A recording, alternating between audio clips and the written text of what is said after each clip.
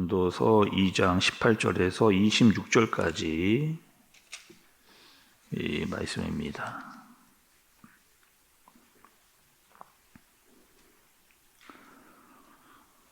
내가 해 아래에서 내가 한 모든 수고를 미워하였노니 이는 내 뒤를 이을 이에게 남겨주게 됨이라. 그 사람이 지혜자일지 우매자일지야 누가 알랴마는 내가 해 아래에서 내 지혜를 다하여 수고한 모든 결과를 그가 다 관리하리니 이것도 헛되도다. 이러므로 내가 해 아래에서 한 모든 수고에 대하여 내가 내 마음에 실망하였도다.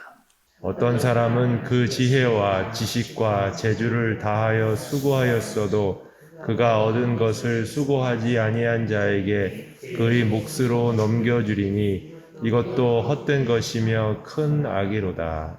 사람이 해 아래에서 행하는 모든 수고와 마음에 애쓰는 것이 무슨 소득이 있으랴? 일평생에 근심하며 수고하는 것이 슬픔뿐이라. 그의 마음이 밤에도 쉬지 못하나니 이것도 헛되도다. 사람이 먹고 마시며 수고하는 것보다 그의 마음을 더 기쁘게 하는 것은 없나니 내가 이것도 본즉 하나님의 손에서 나오는 것이로다. 아, 먹고 즐기는 일을 누가 나보다 더해 보았으랴. 함께 보겠습니다. 하나님은 그가 기뻐하시는 자에게 지혜와 지식과 희락을 주시나 죄인에게는 노고를 주시고 그가 모아 쌓게 하사 하나님을 기뻐하는 자에게 그가 주게 하시지만 이것도 헛되어 바람을 잡는 것이로다. 아멘. 근데 오늘 말씀은 여러분 수고에 대한 이야기를 말씀을 해주고 계십니다. 우리가 살아가기 위해서는요 반드시 수고를 해야 됩니다. 어떤 우리가 일을 하든지 또 집에서 학교에서 일터에서 우리는 반드시 수고를 해야 먹고 살 수밖에 없는 그런 존재. 근데 오늘 말씀은요 사람들이 하고 있는 그 수고 또한 헛되다 그렇게 이야기를 합니다. 또 오늘 말씀에 보면 무려 오늘 본문에 8번이나 이 수고에 대해서 이야기를 하고 있는 것을 볼 수가 있습니다. 여러분 한번 생각을 해보시죠. 우리가 살아가고 있는 세상 또 사람들이 살아왔던 세상 그 모든 세상은요 다 사람들의 수고를 통해서 다 발전하고 이렇게 자라나고 이런 것들을 볼 수가 있습니다. 끊임없이 사람이 땀을 흘려야만 살아갈 수가 있는 거죠. 그러니까 나라라든지 세계가 발전할 수 있는 그 이유는 사람들이 다 끊임없이 수고를 하면서 땀을 흘렸기 때문에 살아갈 수 있게 된 겁니다. 그런데 오늘 말씀에서 이 전도자, 특히 지혜 있는 자는 이렇게 이야기하는 거죠. 세상의 모든 수고가 헛되다. 아니, 세상이 다 사람들의 수고로 이렇게 세워지고 발전해 왔는데 사람들의 수고가 헛되다. 라고 하는 그 이유는 무엇인가를 오늘 말씀 속에서 우리가 알아내야 되고 찾아야 되는 겁니다. 여러분 18절의 말씀을 한번 좀 보시죠. 내가 해 아래에서 내가 한 모든 수고를 미워하였노니 이는 내 뒤를 이을 이에게 남겨주게 됨이라 이렇게 이야기를 합니다. 그러니까 먼저는요 전도자가 수고를 많이 했어요. 이 땅을 살아가면서 정말 열심히 노력하고 애쓰고 수고를 많이 했다. 근데 그 모든 수고가 다 헛되더라. 라고 하는 이야기를 이렇게 이야기를 합니다. 왜 여러분 그 수고가 헛되느냐? 이렇게 이야기를 좀 해보시죠. 여러분 이 솔로몬은요, 이스라엘 그 시대 가운데 가장 부강했던 또 가장 화려한 그런 나라를 구축했던 사람이 바로 솔로몬입니다. 가장 또 번창한 시기를 보냈는데 그러면서 자기가 하는 모든 일들이 다 성공했던 사람이거든요. 거의 대부분. 그러니까 사람들이 얼마나 부러워했겠어요. 그 솔로몬이 하는 일들이 다 성공하는 것들을 보면서 내가 인생의 마지막에 와서 내가 한 모든 일을 돌아보니까 그 모든 것들이 다 헛되다 이렇게 이야기를 합니다. 그래서 오늘 말씀에서는요 솔로몬이 3가지의 이유를 들어서 이런 것들이 다 헛되다 라고 이야기하는 것을 볼 수가 있습니다. 첫 번째는 이런 겁니다. 내가 정말 많이 수고를 했는데 내가 정말 많이 노력을 했는데 중요한 것은 내가 이렇게 수고한 모든 것들을 아무것도 하지 않은 사람들이 그냥 그대로 다 물려받더라. 다시 한번요. 내가 정말 일평생 열심히 노력하고 수고하고 애를 많이 썼는데 이 모든 것들을 다 아무것도 수고하지 않은 사람들이 다 물러갔더라. 이렇게 이야기를 하는 겁니다. 예를 한번 들어볼게요. 여러분 예를. 우리가 가지고 다니고 있는 이 스마트폰 있잖아요. 핸드폰.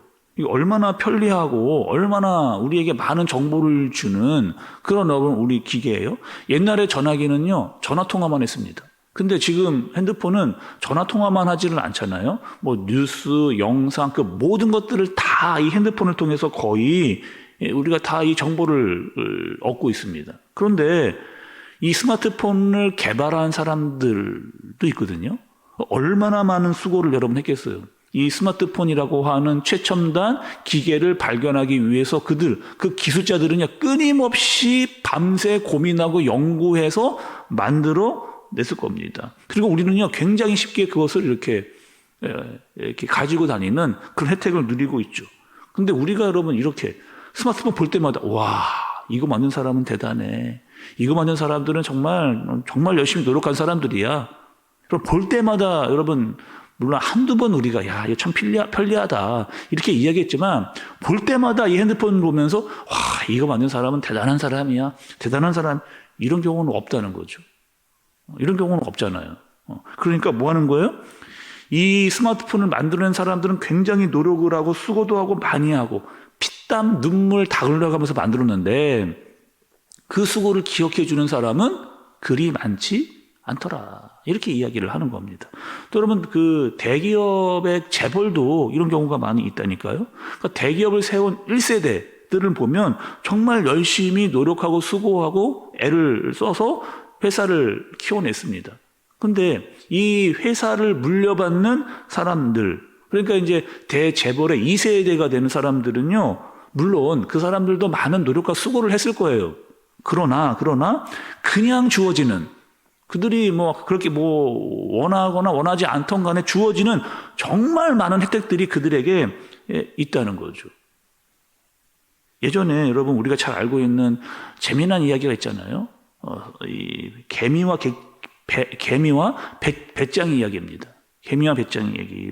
그러니까 개미는요 여름에 정말 열심히 피땀 눈물 흘려가지고 겨울을 준비했습니다. 근데 배짱이는 여러분 그 여름에 뭐 하는 거예요? 그냥 아무것도 안 하고 놀면서 그냥 허송 생활 보내는 이런 일이 있었잖아요. 그래서 옛날에부터 이 이야기를 들은 교훈은 뭐예요? 개미처럼 열심히 살아야 하는 거예요. 부지런히 살아야 된다. 수고를 많이 해야 된다. 그래야 겨울을 잘 보낼 수 있다. 라고 하는 것이 이 이야기의 교훈이었습니다. 근데 오늘 날에 보면 이 개미와 배짱이의 이야기가 관점이 많이 달라진 것을 볼 수가 여러분 있잖아요. 옛날에는 아는 것이 힘이었어요. 근데 요즘에는 뭐라고 노는 것이 힘이다. 이렇게 이야기하는 경우. 그래서 세상에 잘 노는 사람이 더 잘 살아요. 여러분들 아시는 경우도 있겠지만 잘 노는 사람들이 세상에 인기도 많이 얻고 유명하고 돈도 잘 버는 그런 세상. 그러니 개미와 같이 정말 열심히 사는 사람들이 배짱이 같은 사람들 보면 얼마나 좀 억울하기도 하고 뭔가 이제 허무한 생각을 갖게 되는 거죠. 그러니까 오늘 말씀해 보면 솔로몬이 정말 나는 열심히 살았어요. 특히 자신의 왕궁을 20년 동안 여러분 20년 동안 왕궁을 지었다니까 얼마나 크고 화려하게 만들어 놨을까. 근데 그 건축물을 봐도 내가 그렇게 만족스럽거나 잠깐 만들어 놓고 얼마 동안은 만족했는지 몰라도 그 만족이 영원하지 않더라. 그 수고가 완전하지 않더라. 이렇게 이야기를 하는 겁니다. 두 번째는 이런 겁니다. 내 후계자, 그러니까 내 모든 것들을 내가 갖춰 놓았는데 이것을 물려줄 후계자가 내가 물려준 것을 그대로 잘 유지하지 못할지 알 수 없다는 겁니다. 19절의 말씀을 좀 보세요. 19절. 그 사람이 지혜자일지 우매자일지 내가 알야마는 내가 해 아래에서 내 지혜를 다하여 수고한 모든 결과를 그가 다 관리하리니 이것도 헛되도다. 이렇게 이야기합니다. 다시 말씀드리면 여러분, 내가 많은 것을 수고로 얻었는데 이것을 물려줄 내 아들이 이게 진짜 지혜자일지 우매자일지 알 수가 없다는 거예요.